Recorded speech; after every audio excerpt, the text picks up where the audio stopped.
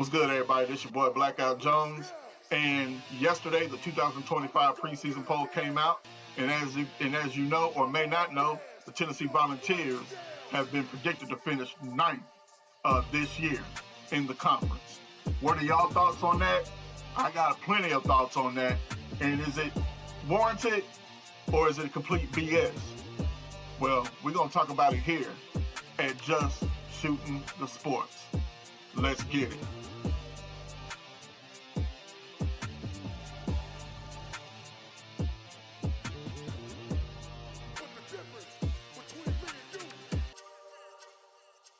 Well, let's go ahead and talk about it. They have predicted Tennessee to finish ninth in the SEC this year. Considering the reason why that they're predicting us ninth in the SEC is because, one, we lost Nico, which was that really impactful to have us at ninth?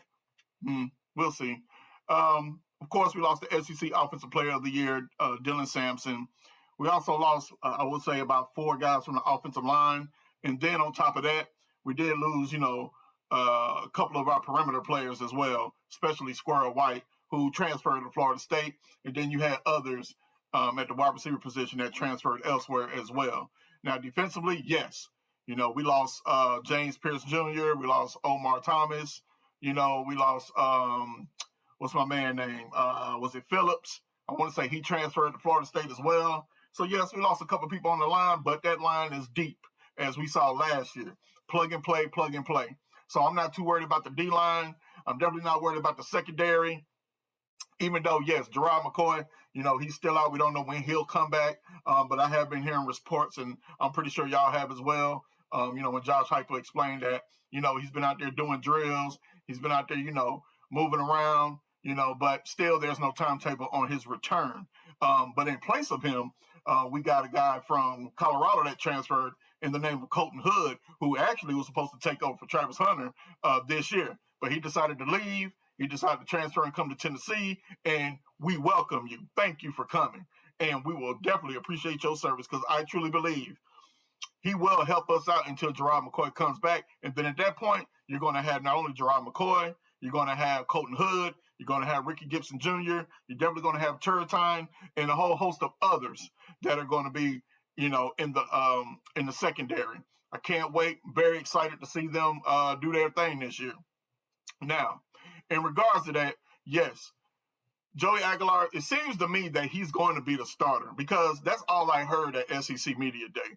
Joey Aguilar this, Joey Aguilar that, they had to fine-tune it a little bit as far as his mechanics were concerned because I'm not going to lie. I've seen his highlights. His mechanics were off, but Josh Heupel and Joey Hosley, they do a pretty good job in working on your mechanics as a QB for the University of Tennessee. So I'm not worried about that. Plus, he is a veteran. He is seasoned. He has definitely has a lot of playing time under his belt. Now, with that being said, we have running back by committee. Not worried about that. The offensive line is going to be different, but I truly believe that this offensive line, what I've been hearing during the offseason, they look the part. Conditioning, weightlifting, eating the right things, I've heard they definitely look the part. Now, can they play the part? That's going to be, the difference. You can look the part, but can you play the part? But we will find out August 30th at 12 p.m. against Syracuse. Now, as far as who is in front of us, I'm not going to worry about that right now, but I am going to, look at what we've been predicted before in the past under the Josh Heupel era. I know in 2021, we were predicted to finish 5th in the SEC East Division. Yes, for those that don't remember, we did have divisions. Hey, whatever. But then in 2022, we were predicted to finish 3rd. And then 2023, we were actually predicted to finish 2nd. But then in 2024, we dropped off. And once again, Joe Milton's gone. We've lost this person. We lost that person. So they didn't believe in the hype. So at that point, boom. And plus, the way we finished in 2023 definitely, didn't give anybody, what's that word? Didn't give them any hopes of us looking any better that next year. So then in 2024, you know, they looked at it as, okay, Nico's starting. He's a freshman. How is he going to handle the SEC? You know, is he going to make a difference? Is he going to make an impact? And he did enough. But we all know running game, D-line, that's what took us to the, you know, to the promised land. And even though we got waxed, that's okay. As far as I know, it left a bad taste in our mouth. And I feel like we're going to go handle business. Anyway, so this year, they don't have confidence in us because what? We don't have Nico. I mean, hell, we had Nico. You had us at 7. And then you saw what Nico did or didn't do. Now, I would be really interested to see what the prediction would have been if we did have Nico. I'm pretty sure it wouldn't have been 9th. At best, 6. Honestly. So, you know, they talk about, well, you know, Joey Aguilar, new quarterback. You know, you got new position players. You know, your offensive line, we don't know. You know, but let's be honest here and let's be clear. We've been doing this since Josh Heupel's been here. Quarterbacks, different quarterbacks. The only time we really didn't have a different quarterback was Hendon Hooker. He actually started the next year after he came in for Joe Milton the previous year. As far as that is concerned, it's been Joe Milton, it's been Nico. Now it looks like it's going to be Joey Aguilar. I trust this coaching staff. I trust Josh Heupel. I trust Joey Housley to get Joey Aguilar to train and get him to where Joey can be successful in this offense. Because understand something. Quarterbacks in this offense have not thrown more than 5 interceptions. Now, we've heard that Joey Aguilar has an interception problem. But I'm pretty sure it's going to get fixed. Why? Because the offense is built that way. There really shouldn't be any reasons to make mistakes. There is open space all over that field to get that ball to where it needs to go. It's all up to whether you're accurate enough and whether when you are accurate enough that the wide receiver can make those catches, whether they're easy or whether they're tough. Plain and simple. So that's something that we're definitely going to be looking forward to August 30th because we can sit here and we can look at highlights and we can look at practice and, you know, they can run scrimmages and they can do all those things. And they can sit there and say, hey, he looks good. But when the regular season starts, you're not playing your teammates no more. You're playing another team across from you that don't give two, you know what's about you. And they're coming in there to win. In Syracuse and that coach, they definitely want to come in Atlanta and make a statement. But that's not going to be on our dime. They can do that in the ACC somewhere. But you're not going to do it in Atlanta. You're not going to do it against the SEC, and you sure as hell ain't going to do it against the Tennessee Volunteers. Believe that when I tell you that. So what are y'all thoughts on this? How do y'all feel about SEC media predicting us to be number 9? Do y'all feel that it's justified, or do y'all feel like we should be a little bit above that? I'm very interested to see what y'all have to say about that, because I know how I feel. 9th? No, 7th.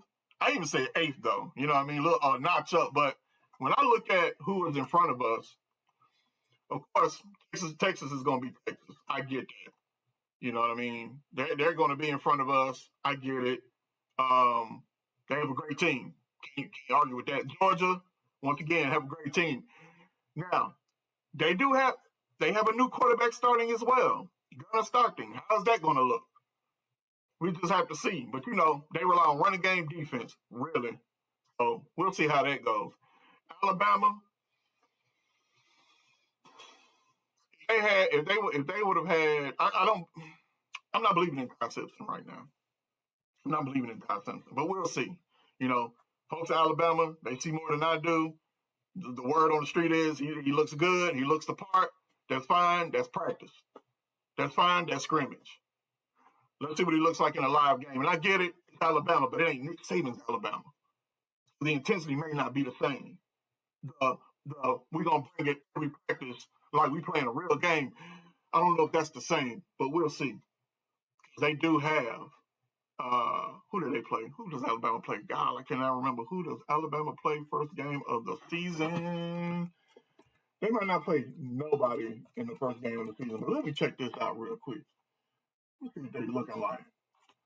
Let me see what they're looking like. Oh, I know who they playing. They playing the Seminoles. Win. Alabama gonna blow the doors off them boys. Because first of all, Castellanos or what's his name? Castellanos, whatever. I don't care. He talking too much. He talking crazy. He wasn't even that. It ain't like he was a world beater at BC. Anyway, Alabama winning that one, but I'm gonna still watch it after the Tennessee game, and because I'll be down there for the Tennessee game for against Syracuse, and then I'll watch it and see what Simpson looking like. But anyway, we have LSU, South Carolina, Florida, Ole Miss, and then it's us. No, Texas A&M, and then Tennessee. As far as the Florida Gators are concerned, I've been hearing the hype train. Whatever, we'll see. You got to stay healthy. South Carolina, I don't believe in the hype. I don't believe in Beamer ball. No, not this Beamer ball. Ole Miss, whatever. Texas A&M, we'll see. But anyway, enough of that. Like I said, what are y'all thoughts? How do y'all feel about the prediction? Definitely love to know so we can, do our dialogue like we normally do. But I feel like we're not going to be ninth this year. That's not going to how we're going to finish. I feel very confident that we're going to shock the world, and we're going to have some upsets. Definitely September 13th. Because Heupel, you got to get over the hump. You beating the Floridas, you beating the Bamas, but you haven't beat the Georgias. For some reason, Kirby Smart got your number. This time, we got to be different. The offense definitely needs to evolve. And it's good that we're playing Georgia early so they don't have a chance to sit on what we're trying to do new this year. They'll worry about that next year. But anyway, this your boy Black Guy Jones. I appreciate y'all. Thank y'all for subscribing. For those that haven't subscribed, hey, go ahead and subscribe. It'll definitely help this channel. For those that have commented, for those that just come on to the channel, even for the first timers that view my videos, I definitely appreciate y'all, man. Seriously, from the bottom of my heart, I appreciate y'all. I never knew that I would do this or get into this realm, but I've always wanted to do it. But sometimes you procrastinate and you just be chilling and you pussyfooting around. But then I just decided, you know what? I talk about sports anyway to families and friends. Why not put it on here and give it to the world and give it to the masses? Definitely my Tennessee fans. So with that being said, you know what I always say when I talk about the Volunteers. Go Big Orange.